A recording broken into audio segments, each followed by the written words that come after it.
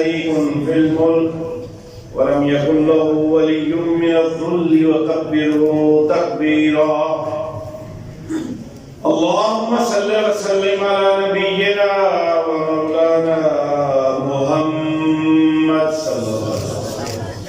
رب اشرح لي صدري ويسر لي امري واحلل عقدة من لساني يفقهوا قولي واجعل لي وزيرا من اهلي. اما بعد، قال الله تبارك وتعالى في القرآن المجيد: أعوذ بالله السميع العليم من الشيطان الرجيم. بسم الله الرحمن الرحيم.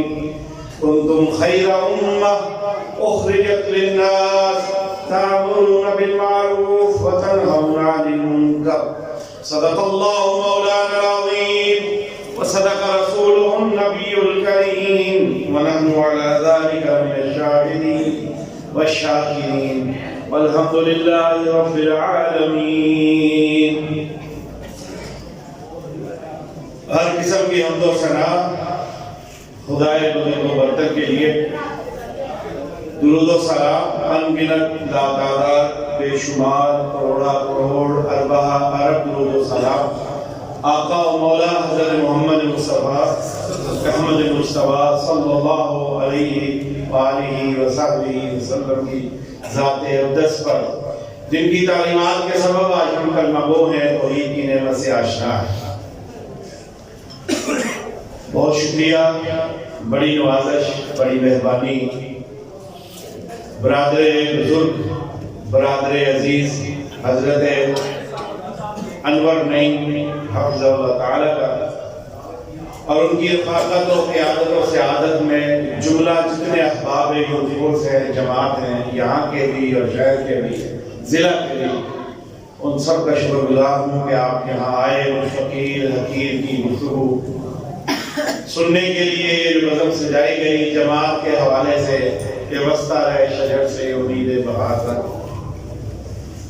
کوشش کروں گا اپنی چھوٹی موٹی گفتگو میں چند جملے جوڑ کے آپ احباب کی خدمت اقدس میں پیش کر سکوں. میں کچھ باتیں کروں گا تسلسل سے، لیکن میں کچھ باتیں جو کہ نئی بھٹ صاحب جب میں آیا اور جو باتیں کر رہے تھے اس کو آگے بڑھانے کے لیے دو تین باتیں اور حقیقی باتیں آپ کے سامنے عرض کرنا چاہوں. آپ کے میں 2013 سے 2018 تک پنجاب میں پی ایم ایل این کی گورنمنٹ ہے، اور یہ حکومتوں کا چلن ہوتا ہے کہ وہ اپنے ہر سینیٹر، اپنے ہر وزیر بشیر اور M N M P S کے لیے خصوصاً، عموم میں تو ہر جگہ ہی ہوتا ہے لیکن خصوص میں بالخصوص جو ہر شہر میں درجہ چہارم کی ملازمتیں ہوتی ہیں، اس میں ہر وزیر بشیر سینیٹر اور M N M P S کو حکومتی کو کوٹا ملتا ہے. لیکن یہ اللہ کا فضل و احسان تھا، امیر محترم نے کوشش کی اور صرف سینیٹر ہونے کے ناطے انہیں کوٹا نہیں ملا، بلکہ آپ نے پنجاب بھر میں، جو کہ پنجاب میں گورنمنٹ تھی مسلم لیگ کی، پنجاب بھر کے محکموں میں، پورے پنجاب میں جہاں جہاں درجہ چہارم کی ملازمتیں تھیں ان سب کے لیے مرکزی جمعیت اہل حدیث پاکستان کے لیے کوٹا حاصل کیا. اور یہ لکھی بڑی بات ہے. اور پھر یہ کوٹا میر صاحب کے نام پہ نہیں آیا، یہ اور ایک حقیقت آپ کے سامنے رکھوں.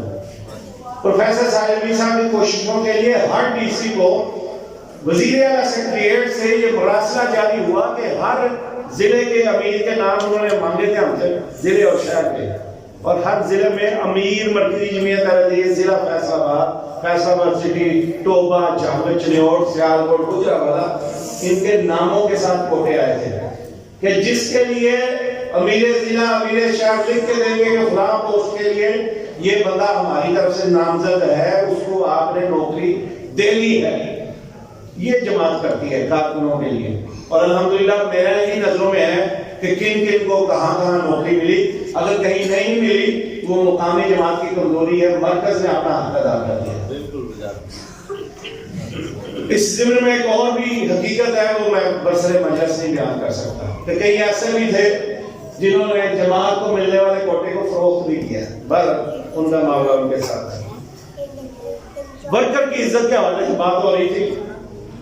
ایک بڑی شخصیت سے جماعت کی صلح کی بات چلی. مجھے ان کے قریبی دوست نے پیغام دیا، یہ سمجھتے ہوئے کہ امیر محترم کا میں قریبی ہوں تو یہ بات چل سکے گی. انہوں نے مجھے یہ پیغام دیا کہ ہم صلح کی بات چلانا چاہتے ہیں.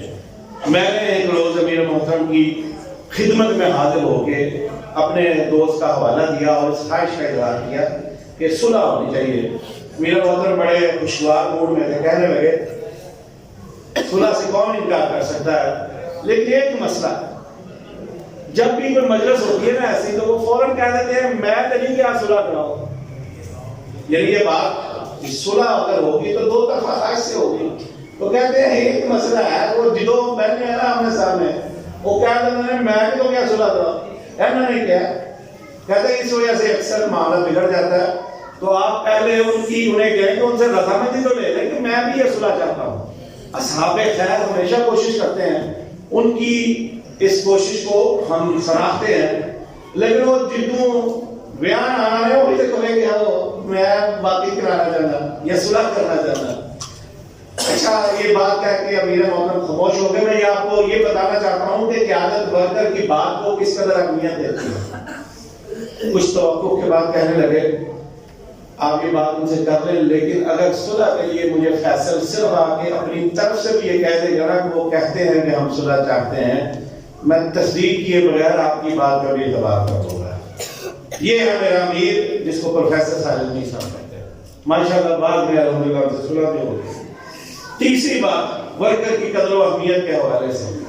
امیر محترم جس طرح ماشاءاللہ آپ کی یہ مجلس ہے، دیکھیں بھی آ گئی ہیں، ماشاءاللہ میں برتن بھی دیکھے ہیں. لگتا ہے تعالیٰ شاکر صاحب، انور نعیم صاحب، ان کے دیگر رفقا، سفیان صاحب یہاں اکثر کھانا شانا کھلاتے رہتے ہیں. اسی طرح کی ایک مجلس امیر محترم کی مجلس میں مسجد میں ہے جس کو KPC کہتے ہیں. کھاؤ پیو کلب انہوں نے نام رکھا ہوا. خوش قسمتی سے اس کا میں بھی ممبر ہوں. عموماً ان کی اس کی دعوت کے لیے وہاں کے مسجد کے خادم ہیں مولوی یونس صاحب، ان کی ذمہ داری ہے کہ وہ شرکاء کو دعوت دیتے ہیں کہ آج فلاں کی طرف سے دعوت ہے، آپ نے شریک ہونا. ایک روز دعوت تھی وہاں، لیکن مجھے اطلاع نہ دی گئی.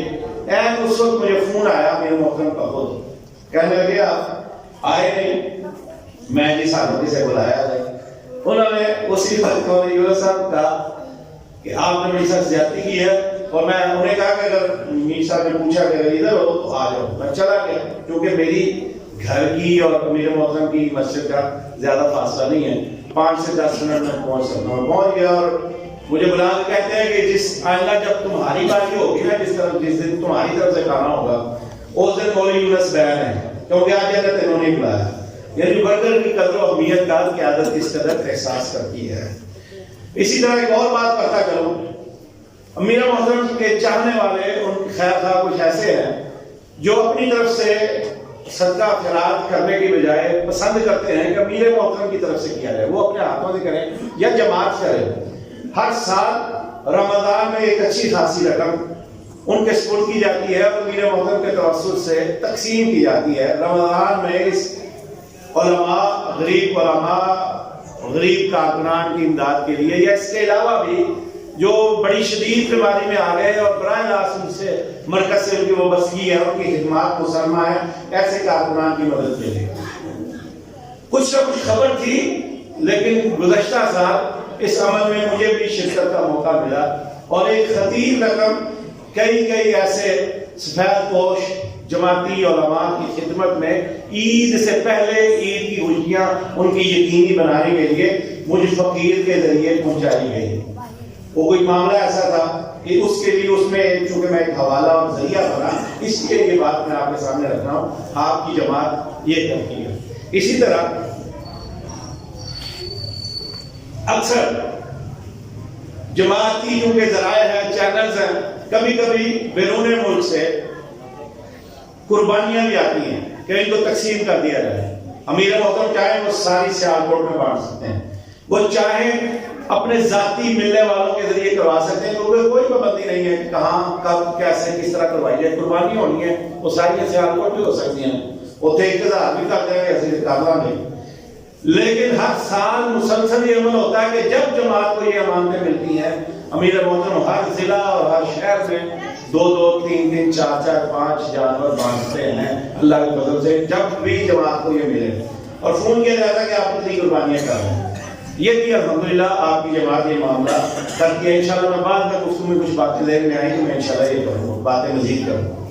گفتگو کے ابتدا میں معروف آیت پڑھی، علماء دعوت و تبلیغ کی اہمیت کے لیے بات کرتے ہیں. یہ آیت پیش کرتے ہیں کنتم خیر امہ اخرجت للناس تأمرون بالمعروف وتنہون عن المنکر.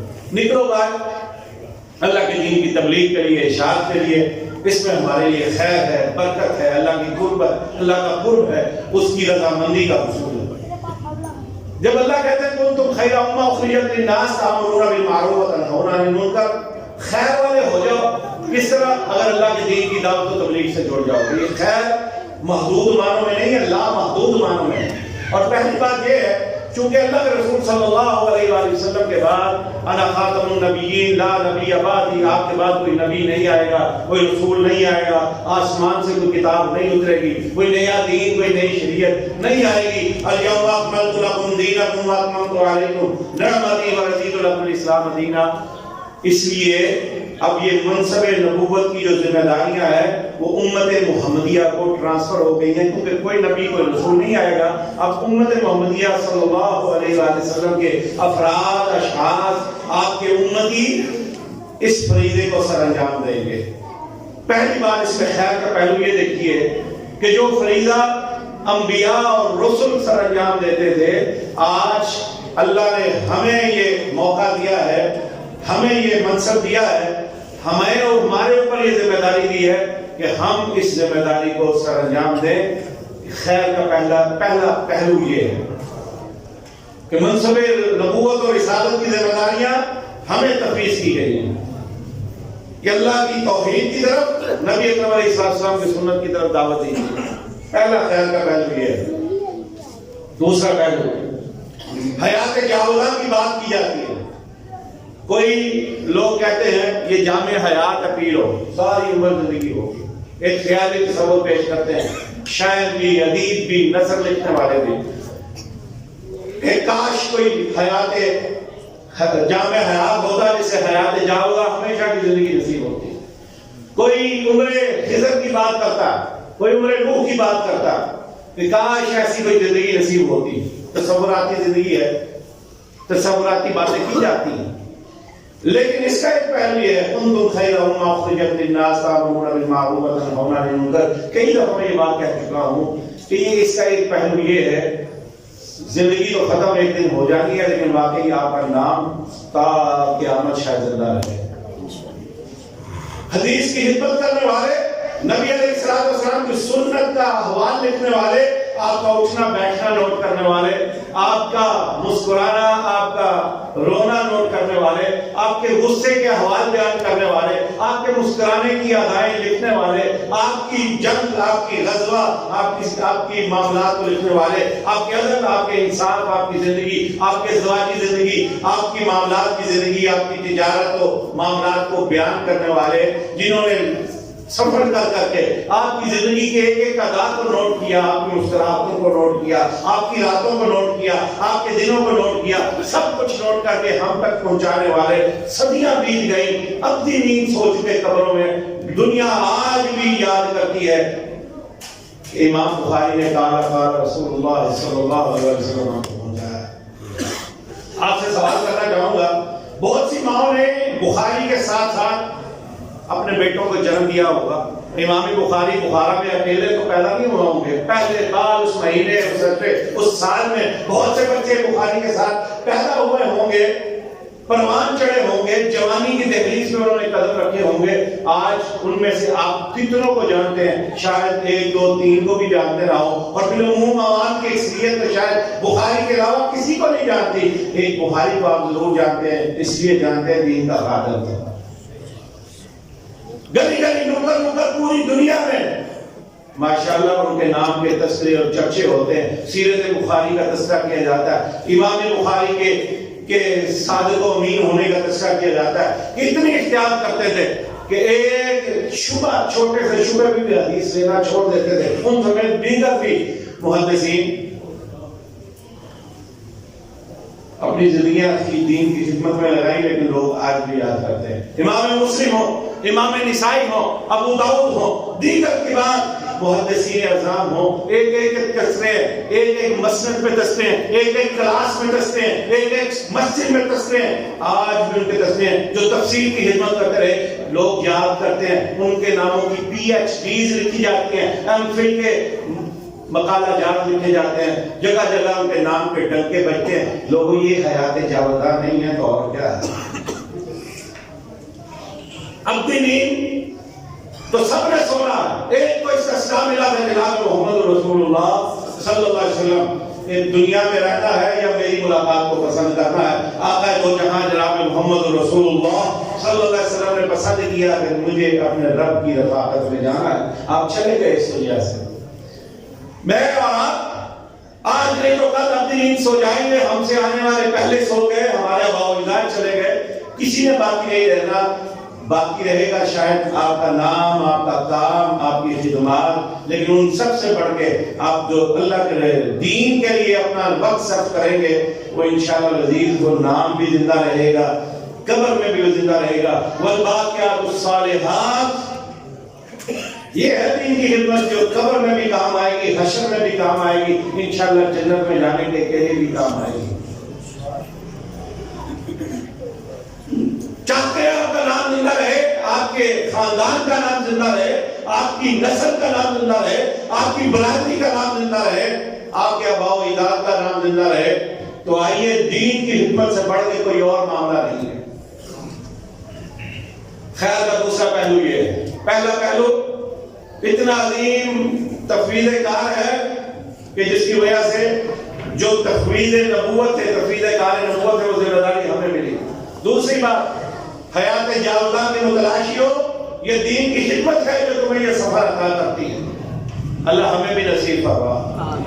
تیسری بات، جو چیز باقی رہنے والے جیسے میں نے بات پر المال والبنون زینت الحیات الدنیا والباقیات الصالحات خیر عند ربک۔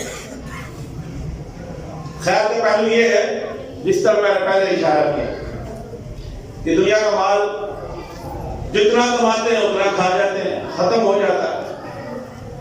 یہ دنیا کی زیب و زینت چند دن ہے، اِنَّا جَعَلْنَا مَعَ الَّذِي زِینَتَ اللَّهِ لِنَبْلُوَهُمْ أَیُّهُمْ أَحْسَنُ عَمَلًا۔ یہ دنیا کی زیب و زینت اسی کے ساتھ ہے۔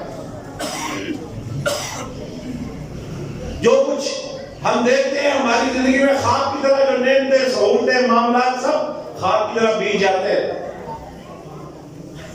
لیکن جو دین سے وابستگی کے معاملات ہیں کہیں اور بھی لکھے جا رہے ہیں، نوٹ کیے جا رہے ہیں۔ جیسا کہ برادر عزیز سلمان کہہ رہے تھے کہ دھندلی کی راتوں میں دین کے لیے کیا کیا گیا سفر ضائع جائے گا۔ اور ایک اور بات میں آپ سے کرنا چاہوں گا، یہ دین کی خدمت ایک ایسا معاملہ ہے، اگر کسی وقت کوئی ریا کا پہلو آئے گا، بھی میرے بھائیوں، ریا کے لیے بھی بندہ اتنا پاگل نہیں ہوتا کہ صرف لوگوں کو دکھانے کے لیے سخت دھند میں اپنے گھر سے سخت سردی میں سفر کرے۔ ریاکاری یہ کام نہیں کرواتی۔ ریاکاری کیا کرواتی ہے؟ وہ فیس بک پہ نعرے لگواتی ہے، وہ جوانوں کے جذبات بڑھاتی ہے، وہ کوئے کرواتی ہے، وہ نعرے لگواتی ہے، قدم بڑھاؤ کرواتی ہے، وہ نعرے اس طرح کے فضول لگواتی ہے۔ وہ یہ کام نہیں کر سکتے۔ ڈرائنگ روموں میں بیٹھنے والے، واٹس ایپ کی سیاست کرنے والے میدانوں میں نہیں آ سکتے۔ ریاکار یہ کام نہیں کر سکتے، آدھی راتوں کو اپنی نیند برباد کر کے، گھر بار چھوڑ کے۔ کئی دفعہ جماعتی تنظیمی دوست میں اپنے اوپر بھی بیتی لے کر دوسروں کی بات بھی کرنا چاہوں گا۔ بڑی سخت آزمائش ہوتی ہے۔ گھر کے معاملات، آپ کے اپنے بچوں کے معاملات، وہ ایک طرف ہوتے ہیں، لیکن جماعت کی ضرورت اور اہمیت ایک طرف ہوتی ہے۔ یہاں پہ ریا پیچھے رہ جاتی ہے میرے بھائیوں۔ خیر کا پہلو یہ ہے، جماعت اور تنظیم آپ سے ریاکاری چھڑواتی ہے، اخلاص کی نعمت نصیب کرتی ہے۔ جماعت دین کی خدمت اخلاص کی نعمت نصیب کرتی ہے۔ جب آزمائش آئے گی نا کہ ایک طرف یار یہ تنظیمی ذمہ داری ہے، جماعت کا کام کرنا، ایک طرف آپ کا گھریلو ذمہ داری ہے، اللہ کی بڑی مجبوری ہو، جب یہ اس وقت اگر آپ اپنے لیے راستہ چنیں جماعت کی خدمت کا تو پھر پتہ چلے گا یہ ریاکاری ہے کہ یا دکھاوا. ریاکاری آسانی کی طرف لے جاتی ہے، سختی کی طرف لے کے جا سکتی. اس لیے میرے بھائیو آئیے، یہ دین کی خدمت بڑی سعادت ہے، خیر کا سبب ہے. یہ دنیاوی کے حصول کا بھی ذریعہ ہے انشاءاللہ. اکثر لوگ یہ کہتے ہیں مولوی نے کبھی بخاری نے مرے ہیں. یہ دنیا کے حصول کا بھی ذریعہ. ربنا آتنا فی الدنیا حسنہ وفی الآخرۃ حسنہ. ہم کب کہتے ہیں رحمانیت اختیار کریں، دنیا چھوڑ دیں؟ یہ دنیا میں بھی بہتری کا ذریعہ. آئیے اپنی گفتگو کو زیادہ خیال نہ جائے، سمیٹنے کی طرف آتا ہوں. کچھ باتیں میں نے آپ سے یہ کی کہ یہ دین سے وابستگی حیات جاودہ کے حصول کا ذریعہ ہے، خیر کے حصول کا ذریعہ ہے، آپ کے لیے عزت کے حصول کا ذریعہ ہے، اللہ کے ہاں مقرب اور اللہ کے بہترین برگزیدہ بندوں میں شامل ہونے کا ذریعہ ہے. اب پاکستان کے حالات میں ہمیں یہ دیکھنا ہے کہ ان حالات میں ہم کس سے وابستہ ہوں، کس جماعت کے ساتھ وابستہ ہوں. ماحول ہے کہ یہاں پہ کسی ماحول سے وابستگی کے لیے پلیٹ فارم اختیار کرنا پڑتا ہے. کوئی سیاسی کسی کی اگر انٹینشن ہے، کوئی سیاسی ترجیحات ہے، سیاسی نظریات ہے، وہ کسی سیاسی جماعت میں جائے گا، سیاسی پلیٹ فارم اختیار کرے گا، کوئی صحافت میں گھس جائے گا. لیکن اگر آپ یہ چاہتے ہیں کہ میں نے دین کی خدمت کرنی ہے اور اس پلیٹ فارم پر پھر آپ کو وابستگی اختیار کرنی پڑے گی جو پلیٹ فارم آپ کو صحیح سمت میں لے کے جا سکے. یہ پلیٹ فارم جب آپ اختیار کر لیں گے اس کی حالت ایسے ہوگی. جناب صلاح الدین یوسف رحمہ اللہ، مجھے یاد ہے ہماری جس مسجد میں میں خطیب ہوں وہاں ایک جامعہ ہوا کرتا تھا. اس کی سالانہ تقریب میں ایک دفعہ انہوں نے خطاب کرتے ہوئے یہ بات بتائی. کہنے لگے ایک بزرگ بارش تھے اور سائیکل پہ سوار تھے. سائیکل پہ جا رہے ہیں، سائیکل کی بریکیں فیل ہو گئی، وہ کسی سے جا ٹکرائے. جس سے ٹکرائے وہ کہنے لگا بابا تو داڑھی رکھی ہے منو آپ جیسے بریک نہیں بہتی. کہنے لگے داڑھی ہے بریک تو نہیں. یہ بات کہہ کے وہ کہنے لگے اصل میں یہ داڑھی بریک ہی ہے، یہ داڑھی اصل میں بریک ہی ہے. بریک کس کا بات کے لیے؟ یہ داڑھی در حقیقت شاید دین میں سے ہے، دین سے وابستگی کی ایک علامت ہے. در حقیقت یہ داڑھی ہمیں روکتی ہے. اور اسی طرح کہ کسی غلط کام کی طرف نہ جاؤ. ایسے نہ ہو کام غلط تم کرو لیکن تمہاری غلط حرکات کی وجہ سے یہ سنت رسول بدنام نہ ہو. در حقیقت یہ بریک ہے. اسی طرح آپ کی آج کے پرفتن دور میں، جس دور میں ہم زندگی گزار رہے ہیں، اپنے معاملات یہ مسجد کے چار دیوار سے باہر نکلے، ہمارے معاملات کیا پرفتن نہیں ہیں؟ ہر طرف گناہ کی دعوت نہیں ہے، بہکنے اور پھسلنے کے امکانات نہیں ہیں.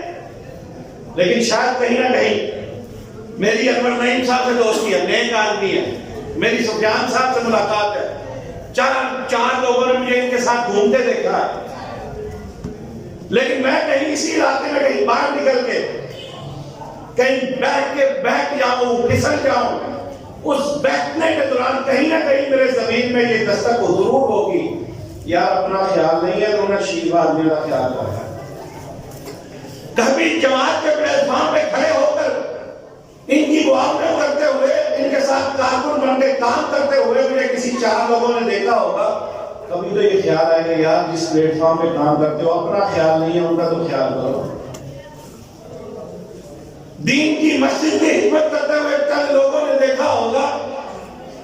ان کی اس مسجد کی حرمت کا تقاضا آپ کو مجبور کرے گا نہیں یار ایسا کوئی کام نہیں کرنا. لوگ کہیں گے فلاں مسجد میں کا خادم ہے، خدمت کرتا ہے، وہاں بڑا پڑھ چڑھ کے کام کرتا ہے، اس کی حرکتیں کیسی ہیں؟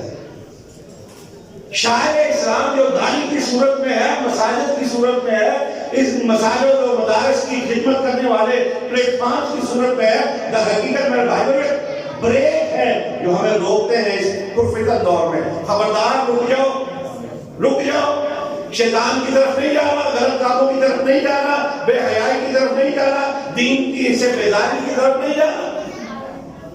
اور میرے بھائیوں جب ہم یہ سمجھتے ہیں کہ اس سے ہٹ کر تو پلیٹ فارم بڑے ہیں دنیا داری کے، دنیا کو حاصل کرنے کے، لیکن ہم نے دین سے وابستگی میں اپنے لیے جب یہ فیصلہ کر لیا کہ دین سے وابستگی ہمارے لیے خیر کا ذریعہ ہے، تو پھر میرے بھائیوں اس کے لیے بھی ضروری ہے ہم اپنے ماحول کے مطابق ایک ایسے پلیٹ فارم سے بستا ہوں جو خالص قرآن و سنت کی دعوت کی بات کرتا ہے، اس منہج کی بات کرتا ہے جو منہج اس بات پہ ہے کہ الیوم اکملت لکم دینکم واتممت علیکم نعمتی ورضیت لکم الاسلام دینا۔ جو اللہ کے رسول ہمیں دین دے گئے، نہ اس سے زیادہ نہ اس سے کم، آج ہم اس بات پہ قائم ہے، اور اس بات پہ قائم ہے وما ینطق عن الہوی ان هو الا وحی یوحی۔ ہم نے تو اس رسول کی بات کو مانا ہے جس کی گارنٹی اور ضمانت خود رب کا قرآن دے رہا ہے کہ اس کی مہر لگی ہوگی تو مانیں گے، جس پر اس کی مہر نہیں اس کو نہیں مانیں گے۔ اس کی بات بھی آتی، اس کی ذات بھی آتی۔ اس منہج سے ہمیں جس جماعت میں متعارف کروایا ہے وہ ہے مرکزی جمعیت اہل حدیث پاکستان،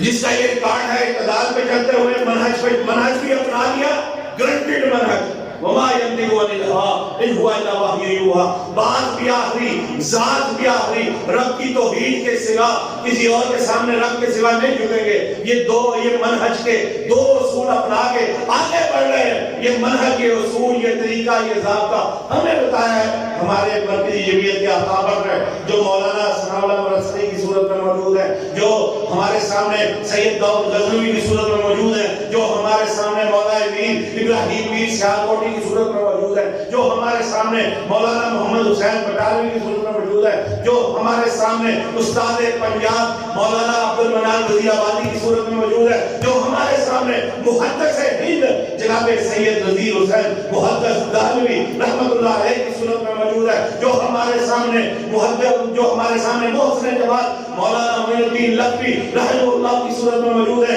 محسن جماعت میاں فضل حق کی صورت میں موجود ہے، جو ہمارے سامنے شہداء اہل حدیث علامہ احسان اور حبیب الرحمان کے ذاتی کی صورت میں موجود ہے۔ ان سب نے ایک ترتیب دی، ایک رستہ دیا، درجہ بدرجہ، منزل بہ منزل ہمیں بتا کے گئے دنیا سے جاتے ہوئے رہنا ہے تو اسی پلیٹ فارم پہ رہنا ہے۔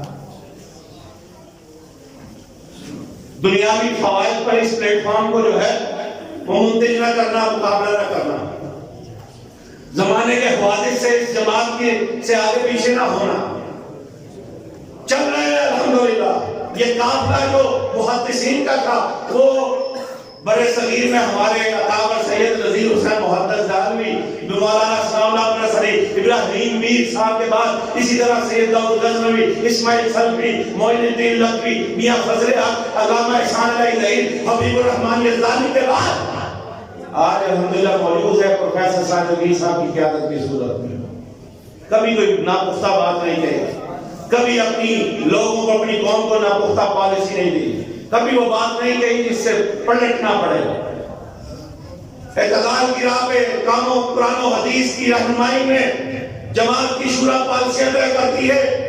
اللہ پر سن لو، ہم پر بات کرتے ہو، میں یہ کہا کرتا ہوں مرکزی جمعیت و جماعت نہیں ہے جو زمانے کی ہوا کو دیکھ کے، لوگوں کی رائے کو دیکھ کر، لوگوں کی آراء کو دیکھ کر، فیس بک کے ٹرینڈ دیکھ کر، ٹویٹر پر چلنے والی آراء کو دیکھ کر، لوگوں کے بہتے دھارے کو دیکھ کر، لوگوں کے لابے کو دیکھ کر، لوگوں کے جمگٹوں کو دیکھ کر اپنی رائے کو بنائے۔ ہم تو پیدا ہی اس دن نہیں ہوئے جس دن لوگوں کو دیکھ کر اپنی رائے پیدا کریں۔ ہماری رائے بنتی ہے مکے اور مدینے سے بنتی ہے۔ ہم وہ نہیں ہیں جو لوگوں کو دیکھ کے اپنا رستہ اختیار کریں، ہم وہ ہیں جو لوگوں کو رستہ دیا کرتے ہیں۔ چوک یتیم خانہ بند ہو جائے تو ہم اپنی پالیسی بنا لیں، ایسا نہیں ہو سکتا۔ یتیم خانے میں جاتے لوگ بیٹھ کے رستہ بند کر دیں، ہم متاثر ہو کے ان کے ہاتھ میں ٹویٹر پہ ٹرینڈ چلا سکیں، ایسا نہیں ہو سکتا۔ کیوں بھائی؟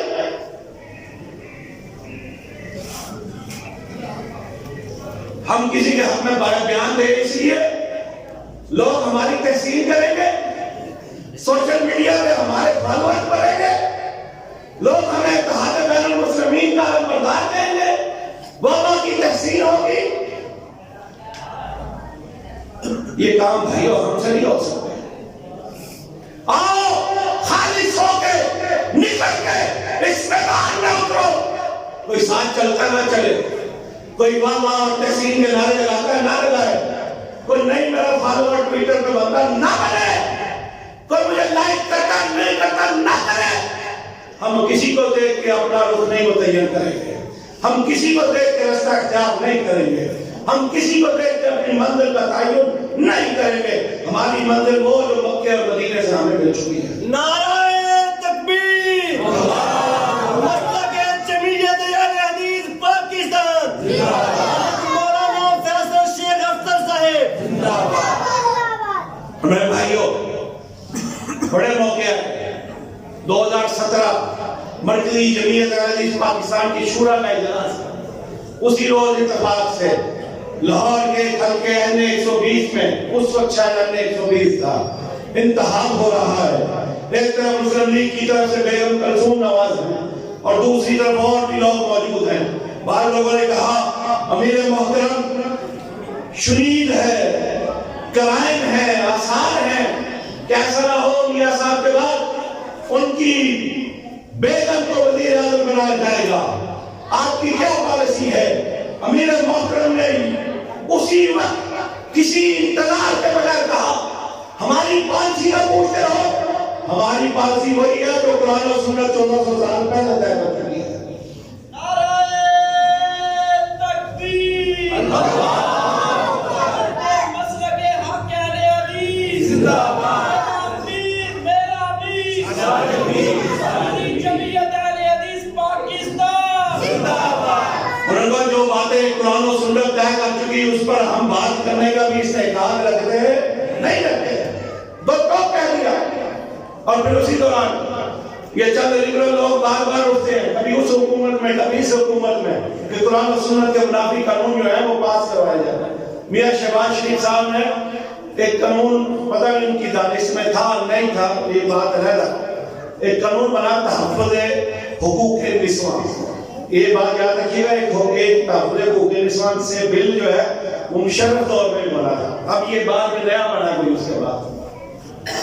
اس کے اوپر علماء نے بڑی آواز اٹھائی، ہم نے بھی اٹھائی۔ اب اس ضمن میں آپ کو چشم کشا بات بتانا چاہتا ہوں، میں نے بڑے بڑے لوگوں کو دیکھا کہ لوگ برسر منبر گنجا اور برسا کرتے، لیکن بڑے لوگوں کے درباروں میں جا کے میں نے ان آنکھوں سے دیکھا ان کی خوشامد میں مشغول ہوا کرتے ہیں۔ آؤ اپنے امیر کا کام میں تمہارے سامنے رکھنا چاہتا ہوں، دربار سجا ہے وزیر اعلیٰ پنجاب کا، اور بات کس بات موضوع پہ ہو رہی ہے؟ تحفظ حقوق نسواں بل پہ علماء کا وفد جاتا ہے، اس کو یہ گمان تھا کہ سینیٹر پروفیسر ساجد میر صاحب آئے ہیں، لوگوں کہا کرتے ہو ایک سیٹ پہ مسلک پہ کا نانا بیچ رہا ہوتا تو یہ بات میاں صاحب کے منہ پر قتل نہ کی جاتی۔ جب علماء اندر داخل ہوئے، سیٹوں پہ بیٹھنے لگے، محاذوں کا تعین ہونے لگا، کون حق میں ہے کون مخالف ہے، امیر محترم ان سیٹوں پہ جا کے بیٹھے کہ جنہوں نے تحفظ حقوق نسواں جیسے نام نہاد بل کی مخالفت کی کے لیے جو نشستیں مختص تھی، آپ نے جب وہاں جا کے براجمان ہوئے، میرا امیر میاں صاحب گویا ہوئے پوچھنے لگے جناب ساجد میر صاحب آپ ان کے ساتھ ہیں کہ ہمارے ساتھ ہیں؟ انہی الفاظ سے کہا آپ ان کے ساتھ ہیں کہ آپ ہمارے ساتھ ہیں؟ امیر محترم نے کہا نہ میں ان کے ساتھ ہوں نہ میں آپ کے ساتھ ہوں، ساجد میر اس قوم کا نمائندہ ہے جو قوم قرآن کے ساتھ ہے، نبی کے فرمان کے ساتھ ہے۔ ہمارے ہوتے ہوئے قرآن و سنت کے منافی قانون بنے یہ ہو نہیں سکتا۔ ڈنڈے کی چوٹ پہ میاں صاحب کے سامنے یہ بات کہی، اللہ کے فضل و احسان سے آؤ میرے بھائیو جماعت کے ساتھ جڑو تو صحیح، جماعت کا ساتھ تو دو۔ آئیے جس طرح میں آپ کے سامنے یہ ادنا خادم نوکر اپنی جماعت کی وکالت کر رہا ہے، اب وقت آ گیا گلی گلی محلہ محلہ بیٹھکوں میں بازاروں میں چوکوں میں چراہوں میں مساجد کی مدارس کی مساجد پہ اب یہ آپ کے اوپر جماعت کا حق ہے، قرض ہے، فرض ہے آپ کے اوپر۔ آئیے جماعت کے وکیل اور ترجمان بن جائے۔ آپ سے پوچھنا چاہوں گا کیا یہاں معذرت کے ساتھ یہاں بھی کچھ میرے دوست پروانے اور پیالے ہوں گے، روز بروز کم ہو رہے ہیں، لیکن کچھ نہ کچھ تو ابھی بھی ہوں گے. کیا کہیں جناب عمران خان صاحب کی بات ہو, ان کے جیالے اور پروانے کیا اس کی بات سنتے ہیں؟ کیا پی ٹی آئی کے پروانے ان کی بات سنتے ہیں؟ کیا مسلم لیگ کے جیالے اپنی قیادت اپنی جماعت کے بارے میں بات سنتے ہیں؟ کیا جماعت اسلامی کے احباب اپنے سید مودودی کے بارے میں بات سنتے ہیں؟ کیا پیپلز پارٹی کے جیالے اور پروانے جناب بھٹو کے بارے میں بات سنتے ہیں؟ کیا ہو گیا میرے بھائیو؟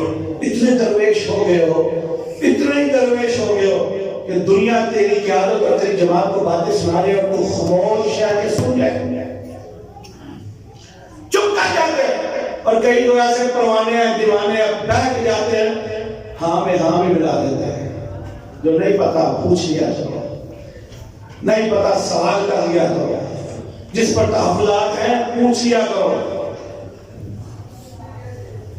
کس بات کو کہوں؟ اللہ کے فضل سے جہاں جماعت کو موقع ملا ہے کہیں آپ کی نمائندگی میں کسنے کی ایک بات سنا دی. اور پھر ایک اور بات کرنا چاہوں گا.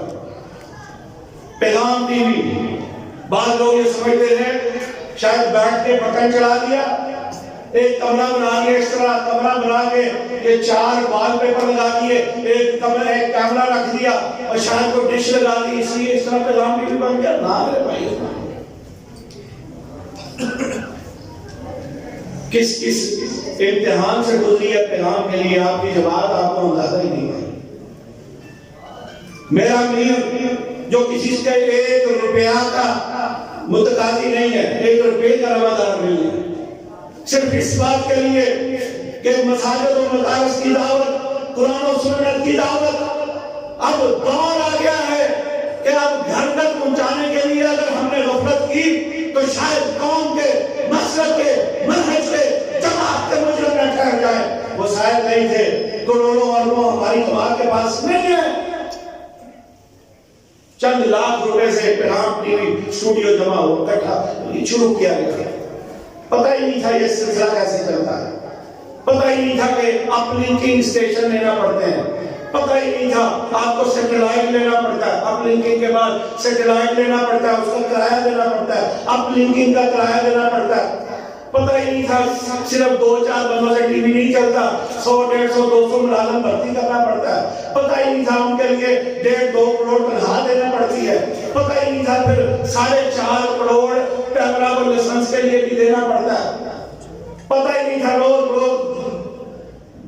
بے شمار قسم کی پابندیوں کا سامنا کرنا پڑتا ہے. آئے روز پھر جو اکوپمنٹ ہے اس کا, آئے روز اس کے لیے خرچ اخراجات کے معاملات کرنا پڑتے ہیں. بڑے بڑے سمندر تھے, ان سمندروں سے آپ کی جماعت نے, یقین کیجئے اگر وسائل پر اعتماد ہوتا نا, وسائل پر ہم تکیہ کرنے والی ہماری قیادت ہوتی, کدی نہ نہ جاتے.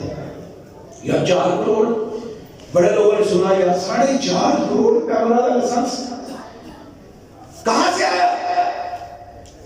اگر ہم مادی مسائل پہ اعتماد کرنے والے ہوتے نا کہاں جاتے. لیکن آپ کی جماعت نے کہا نہیں, قرآن و سنت کی دعوت پھیلانے کا معاملہ ہے, اب یہ مسجدوں مدرسوں میں نکل کے لوگوں کے ڈرائیونگ روموں تک پہنچائیے, جیسے بھی ہو کریں گے. لیکن جب ارادے جن کے پختہ ہوں, نظر جن کی خدا پہ ہو, انشاءاللہ وزیر اللہ نے سارے راستے آسان کر دیے. پتہ ہی نہیں چلا کیسے یہ رقم پوری ہو گئی اللہ کے فضل احسان سے. پھر معلوم ہوا کہ اب یہ لنکنگ کے لیے بھی جو ہے ہمیں اسٹیشن لینا پڑے گا, بنوانا پڑے گا. معلوم ہوا کتنے پیسے, 88 لاکھ روپیہ اپ لنکنگ اسٹیشن. نہیں لاؤ گے نا 88 لاکھ کہ ہر مہینے 6-6.5 آپ سمجھ نہیں, تقریباً 9 لاکھ ہر مہینے دینا تھا. کہ لا رہا ہوں ایک اور 88 لاکھ لگے گا. وہ بعد یہ آپریشن اخراجات لایا, اس کے لیے امیر محترم نے حضرت نامدار صاحب نے مختلف شہروں کے جماعتی احباب سے ملاقات کی. کس بات کے لیے آپ کی قیادت فکر کرتی ہے؟ پروفیسر ساجد میر صاحب, ان کی علمی قابلیت, ان کا ذوق و تقویٰ, ان کے جو معاملات ہیں, میں یہ سمجھتا ہوں اگر وہ اپنی زندگی چاہتے نا اپنے نام کرنا, شاید آج کروڑوں نہیں اربوں میں کھیل رہے ہوتے, لیکن انہوں نے اپنا سب کچھ جماعت کے نام کر دیا. ہمیں معلوم ہے کہ ان کے بیٹے کے لیے ایک ٹائم پوسٹ کے رستے کھل سکتے تھے اگر پروفیسر ساجد میر صاحب ایک فون کرتے, کہا اگر میں کارکن کو نہیں دلوا سکتا اپنے بیٹے کو بھی نہیں دلواؤں گا. یہ خون بیٹے کے لیے نہیں جائے گا. آج ماشاءاللہ اللہ کے فضل و احسان سے میں اپنے شہر کی بات کرتا ہوں. یہاں یہ نظارے آپ نے بھی دیکھے ہوں گے. ہمارے شہر میرے گھر کی رہائش کے بالکل قریب ایک پان والا ہے. ویسے نمازی پرہیزگار آدمی ہے, دیوبندی ہے. ویسے گزرتا تھا, کوئی نہ کوئی وہ تبلیغی عیسائی لگا دیا کرتا تھا اپنے ٹی وی پہ پروگرام. ایک دن میں گزرا اور مجھے یہ شخص گزرا, پیغام لگا. میں یہاں پہ رک کے بھی میں نے دیکھا, اور وہاں پہ ماشاءاللہ آپ کو پتا ہے پاؤں کی زبان پہ رش ہوتا ہے. کسی نہ کسی کے کان میں تو بات پڑے گی. یا نماز پڑھ لو, اللہ کے سامنے جھکو, اللہ کے رسول کا احترام کرو, اس کی بات مانو, اطاعت رسول کرو, صحابہ کی عظمت کو مانو, ختم نبوت کے عقیدے کو پہچانو. کچھ نہ کچھ تو کسی بے دین کے کان میں بات پڑے گی. اپنے والدین کی عزت کرو. اس کا سبب کون بنا ہے؟ آپ کی مرکزی جمعیت اہل حدیث, آپ کی قیادت علامہ امیر اور حافظ عبد الکریم صاحب. لیکن آپ کو پتا ہے اس پیغام کو چلانے کے لیے انہوں نے کتنی راتوں کو فکر کیا, کتنے کٹھن پڑاؤ طے کیے. دعا کیا کرے اللہ ہمارے قائدین کی ہمتوں میں مزید اضافہ فرمائے. اسی طرح میرے شہر کے معروف بیکری ہے, اللہ مالک بیکری ہے. ویسے فیصل آباد اکثر لوگ بیکری کو بیکری کہتے ہیں, تو جو تسی کو میں بیکری کہہ دینا, لیکن تلفظ اصل بیکری ہے. اللہ مالک بیکری ہے. وہاں پہ ان کا جو کاؤنٹر مین تھا وہ بزرگ تھے, لیکن اکثر میں جاتا تھا, وہ صبح صبح نا قوالیاں لگائی ہوتی تھی انہوں نے. ایک روز میں گیا, یقین کریں میری مسرت کی انتہا نہ رہی. وہاں میں جب ان کی دکان کا دروازہ کھول کے صبح صبح گیا, وہاں پہ آج قوالی نہیں لگی تھی بلکہ پیغام ٹی وی چل رہا تھا. یہ آپ کی قیادت کا کی سوچ ہے, ویژن ہے کہ انہوں نے الحمدللہ پیغام ٹی وی کی صورت میں آپ کے علماء, آپ کے مشائخ, شیوخ کو جو کہیں سنے نہیں جاتے تھے آپ کی مسجد مدرسے کے بعد, آج ان کو گھر گھر سنا جا رہا ہے. 2-3 سال ہوئے میں مری گیا, وہاں پہ ایک تاج ہوٹل ہے, وہاں پہ ٹھہرا اپنی فیملی کے ساتھ. ٹی وی آن کیا, وہاں پہ پیغام ٹی وی چل رہا تھا. الحمدللہ آج بھلے کوئی ہمارے جلسوں کو روکے, پابندیاں لگوائے, ہمارے اسپیکر بند کروائے, لیکن آپ کی جماعت نے ایسا پختہ انتظام کر دیا ہے, الحمدللہ آپ کی دعوت کو کوئی روک سکتا اللہ کے فضل سے. ایک اور بات کرتا چلو, تھل ایک دور دراز پاکستان کا علاقہ جہاں پانی تو فیصلہ آباد علاقہ ویسے بڑا تھوڑا ہے, اللہ میرے میٹھا ہو جائے, کدھر کدھر میٹھا بھی ہے, وہاں کا تو بہت ہی کڑوا ہے. تھل کا جہاں ملتا ہے وہ بھی کڑوا, اور میٹھا تو کبھی ڈھونڈنے سے ملتا ہے. آج میں اور آپ گھر سے باہر نکلتے ہیں وسطی پنجاب میں, کوئی دکان پہ جاتا ہے, کوئی کارخانے جاتا ہے, کوئی مدرسے جاتا ہے, کوئی کہیں اسکول جاتا ہے, یونیورسٹی جاتا ہے. ہماری مصروفی یہ ہے, اندازہ کیجئے ان لوگوں کی صبح پانی کی تلاش نہیں ہوتی ہے کہ پانی لینے کے لیے جانا ہے. اللہ کے فضل و احسان سے آپ کی جماعت وہاں بھی پہنچی ہے, اور کسی اپریشنل اضافی اخراجات کی وصولی کے بغیر الحمدللہ وہاں پہ الحمدللہ تھر فراہمی آپ پروجیکٹ بھی وہاں آپ کی جماعت کی شناخت کا سبب اور ذریعہ بنا ہوا ہے اللہ کے احسان سے. اور آج کی تاریخ تک تقریباً 28 پروجیکٹ ہم نے زیادہ دیر نہیں شروع کیے ہیں. الحمدللہ آج کی تاریخ تک ہمارے 28 پروجیکٹ مکمل ہو چکے ہیں, اور انشاءاللہ مزید دسمبر کے پہلے اشرے میں ہم اس کا افتتاح کریں گے. جس شعبے میں بھی دیکھیں آپ کی جماعت الحمدللہ سرگرم عمل ہے, سیاست ہو, دعوت و تبلیغ کا میدان ہو, الحمدللہ جماعتی نمائندگی کے معاملات ہو, ہر جگہ الحمدللہ آپ کی جماعت نے اپنا آپ منوایا ہے. آپ کو مائنس کر کے کوئی نہیں چلا سکے گا. آخری بات کر کے آپ سے رخصت اجازت چاہوں گا, مجھے بھی بھوک بڑی لگی ہے, آپ کو بھی لگی ہوگی. کوئی ایسا انٹرنیشنل اسلامی فورم نہیں ہے جہاں پہ مرکزی جمعیت کو نہ بلایا جاتا ہو. کوئی عالمی فورم منعقد ہو اور اس میں مرکزی جمعیت کی نمائندگی نہ ہو, یہ ہو نہیں سکتا.